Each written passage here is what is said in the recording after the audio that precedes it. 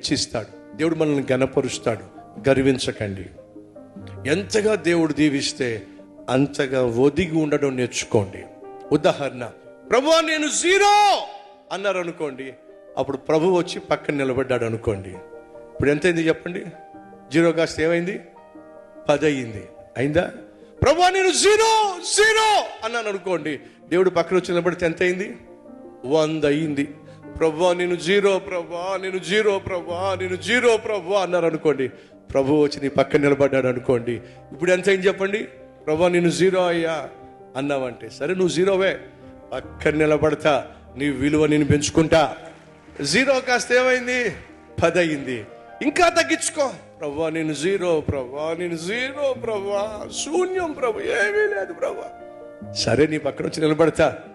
ఇప్పుడు మీకేమర్థం అవుతుంది? 0 అంటే పక్కన వేసే ఉంటే 10, 0 అంటే 100, 0 అంటే 1000. ప్రభువా నా బ్రతుకంతా 0 ప్రభువా 0 ప్రభువా 0 ప్రభువా 0 ప్రభువా 0 ప్రభువా. సరే అడవకో, వస్తున్నా అని వచ్చి ఆయన పక్కన నిలబడ్డాడు అనుకోండి, 1,00,000.